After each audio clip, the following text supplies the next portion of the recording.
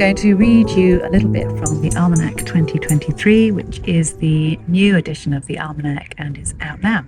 This is October at a glance.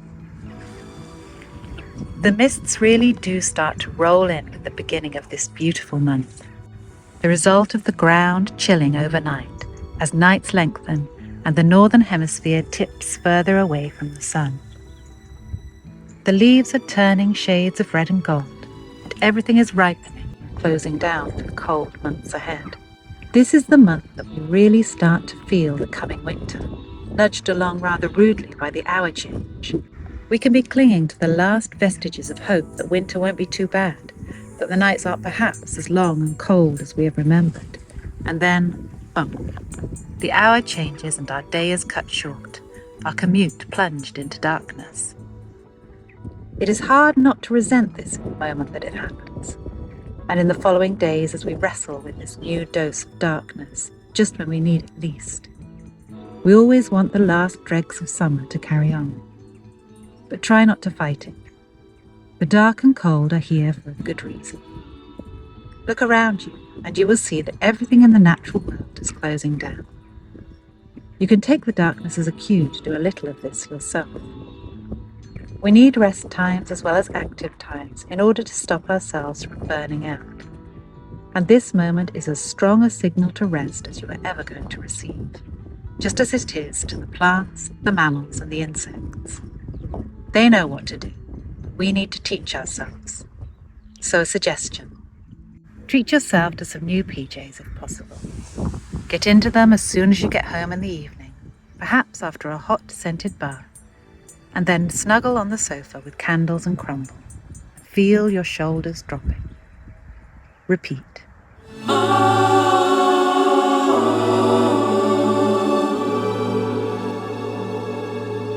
Thank you so much for coming here to Stanton Drew on an utterly beautiful day. Tell me about how you got the idea for the Almanac. I was by the sea, and I was able to see I was at Hale Sands, and there's this sort of vast tide that really goes really far out, comes right in, and you can see all the sand flats, the moon going down after the sun, and in the sea, and all of that stuff, all that big cosmic stuff. And I was like, oh, how can I take this stuff home with me to my little terraced house in Bristol, you know. The tide timetables, I always buy those, and that's sort of one of the ways I think you can kind of take that stuff home with you. I love the sort of poetry of those numbers. It sort of, like I say, it came from all directions, like literally the sky and bubbling up and all sorts of ways, and kind of arrived.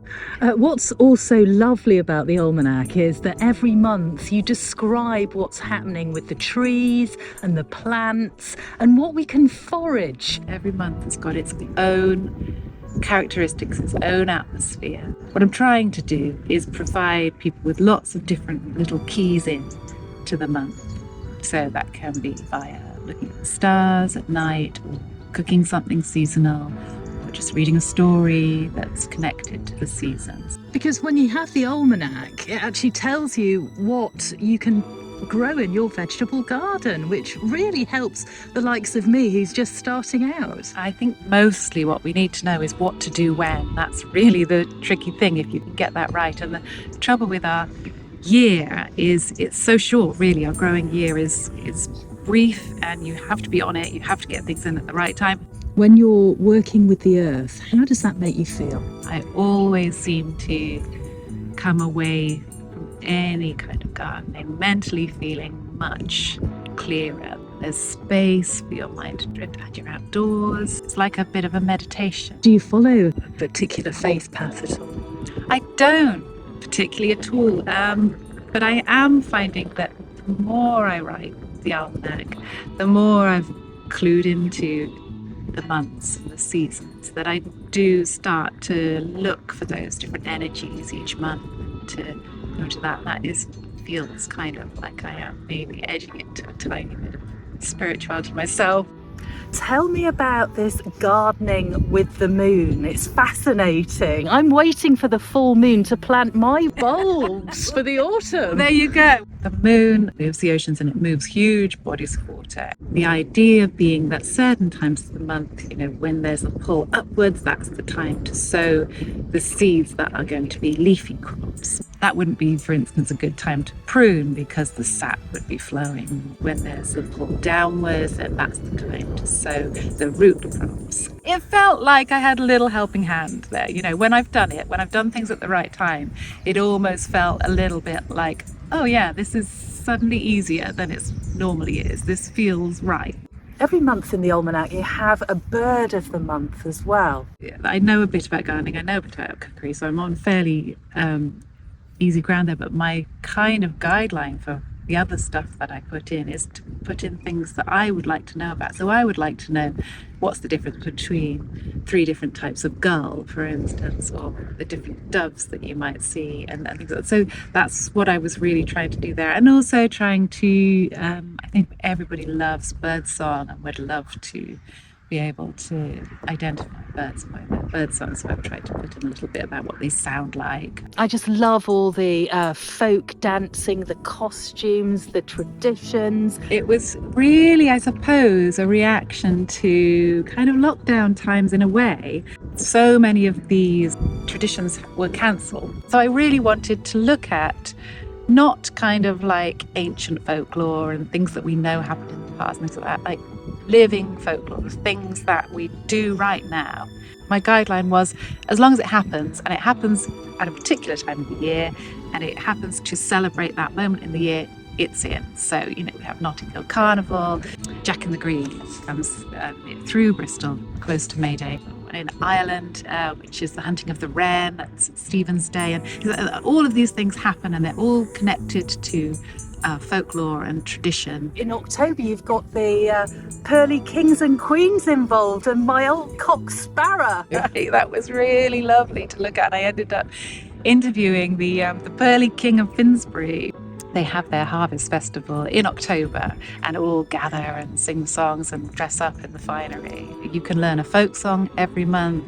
Some of them are quite bawdy. Yeah, there's a particularly bawdy one in the 2023 one. Richard Barnard goes off and researches them and puts them together. Tell me about the month of October, because we're heading towards Halloween, the darker days. Samhain and Samhain Eve. And All Hallowtide was kind of like the beginning of winter. That's what you were marking, and there would be big celebrations, but also as part of this celebration there was this kind of dressing up as spooky things and going out and playing drums and trying to scare them away, and that's really where trick-or-treating comes from. I love that in November we kind of sink into this quite sort of mournful time almost, like there's a lot of traditions that are around mourning and saying goodbye. The countryside is reflecting that at the same time. You've now got a new almanac out, which is on sale for 2023. Tell me how that is different. What themes have you looked at there? So the theme is the zodiac and the solar system. So it should be a really good year for spotting some planets, and the almanac will guide you through it. It's really lovely to kind of delve down in the depths of the pond and where the tadpoles are doing their thing. It's all in there. Just tell me about the success of the almanac now. I mean, it must have blown you away with Sir Bob Geldof saying how fantastic it is. It's been so lovely. Cerys Matthews has been a really wonderful supporter, and she spotted it very early on and got me onto her show regularly. It now has a kind of community of people that really support it and are really behind it and just love it and look for it every year, that want to see who the new artist is every year and what the new theme is going to be. Thank you so much for joining me. It's been absolutely fascinating. Thank you, Lia. Thank